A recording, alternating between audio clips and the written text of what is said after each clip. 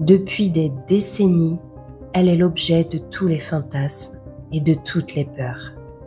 Derrière son visage inoffensif et son sourire cousu, Annabelle cache une histoire terrifiante, bien loin des fictions hollywoodiennes. Installez-vous et faisons face ensemble au comble de l'horreur.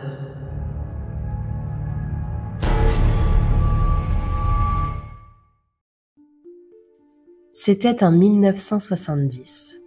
Donna, une jeune étudiante en soins infirmiers, vivait en colocation avec sa meilleure amie Angie. Un jour, pour son anniversaire, la mère de Donna lui offrit une poupée d'apparence banale. Une grande Raggedy Ann en tissu, aux joues rouges et aux cheveux de laine orange. Donna, sans se douter un seul instant de ce qu'elle venait d'introduire dans son appartement, plaça la poupée sur son lit, comme une simple décoration. Mais très vite, des choses étranges commencèrent à se produire. La poupée changeait inexplicablement de position. Un jour, elle avait les bras croisés.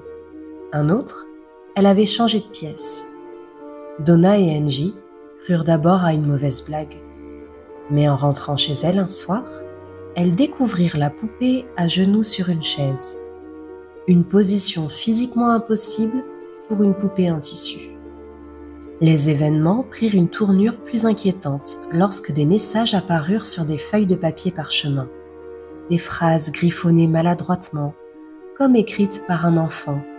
C'était écrit « Aidez-nous » et aussi « Aidez-Lou ».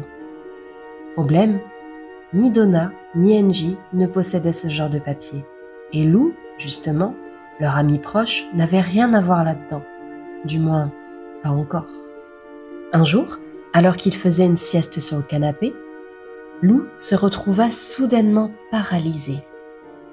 Il vit Annabelle grimper lentement sur lui, puis sentir une pression brutale sur sa gorge, comme si la poupée essayait de l'étrangler. Quand il se réveilla en sursaut, haletant, il était seul, mais une douleur vive lui déchira la poitrine. De profondes griffures ensanglantées étaient apparues sur son torse, comme si un animal l'avait attaqué. Terrorisés, les colocataires contactèrent un médium. Celle-ci entra en transe et affirma que l'esprit d'une fillette prénommée Annabelle Higgins hantait la poupée. Selon elle, cette fillette était morte dans le champ où l'immeuble avait été construit, et elle cherchait simplement un peu d'amour et de protection. Émues, Donna et Angie acceptèrent de garder la poupée, pensant faire une bonne action. Mais les phénomènes empirèrent. Bruits sourds en pleine nuit, objets déplacés, sensation de froideur, jusqu'à ce que Lou soit de nouveau attaqué, cette fois dans la chambre. Une silhouette noire, au contour flou, se dressa devant lui.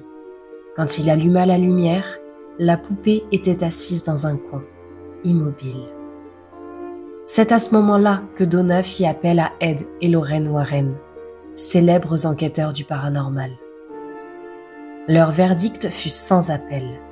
Il ne s'agissait pas d'un esprit d'enfant, mais d'un démon manipulateur. Il avait utilisé cette histoire de fillette pour s'attirer la sympathie et obtenir la permission de rester. En réalité, il cherchait un hôte humain. Les Warren procédèrent à un exorcisme et emportèrent la poupée dans leur musée occulte, dans le Connecticut. Mais le trajet ne fut pas de tout repos. Les freins lâchèrent plusieurs fois et ils évitèrent un accident.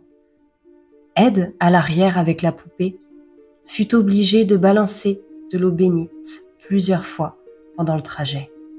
Les Warren possédaient un musée où ils y enfermaient les objets occultes, possédés ou démoniaques. Et la poupée Annabelle fut enfermée dans une vitrine en bois béni. Mais malgré ça, Annabelle continuait à faire parler d'elle. Le musée des Warren était visitable, et une anecdote glaçante raconte qu'un jeune homme, pendant la visite, s'amusa à frapper contre la vitre, défiant la poupée et ricanant. Lorraine l'aurait mise en garde. Ne la provoquez pas. Il ria, puis partit.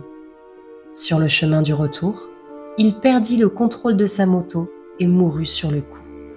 Sa petite amie, qui était avec lui sur la moto, survécut avec de graves blessures.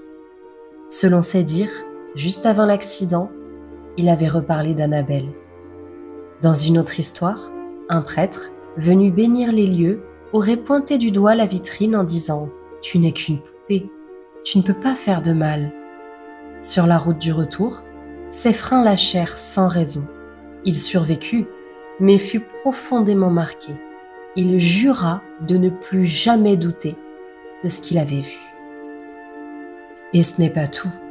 Une ancienne employée du musée rapporta que, certains soirs, la vitrine de la poupée semblait couverte de buée de l'intérieur, comme si quelque chose respirait derrière le verre. Elle jura avoir entendu, plusieurs fois, un léger rire enfantin résonner dans le couloir désert. Et plus récemment encore, en juillet 2025, un créateur de contenu américain, Dan Rivera, passionné de paranormal, avait acquis une réplique d'Annabelle. Il filmait une série de vidéos dans lesquelles il testait les limites de la poupée. Quelques jours après sa dernière publication, il fut retrouvé mort dans une chambre d'hôtel, victime d'un arrêt cardiaque présumé. Cette version n'était qu'une copie, mais certains affirment qu'Annabelle n'a pas besoin d'être authentique pour frapper. Ce qui est sûr, c'est que la poupée est devenue une icône de l'horreur, inspirant plusieurs films dans l'univers de The Conjuring. Mais la réalité est bien plus dérangeante que la fiction. Et malgré le cinéma, les photos, les interviews, la poupée est là, silencieuse, figée, attendant dans l'ombre. Si vous avez aimé cette vidéo, n'hésitez pas à liker, à partager et surtout à vous abonner, car ma chaîne est toute nouvelle et ça m'aiderait énormément. Je poste 2 fois par semaine sur le thème de l'horreur, de l'inexpliqué. J'ai plusieurs playlists, n'hésitez pas à aller les voir. Et sur ce, à bientôt pour de nouvelles histoires.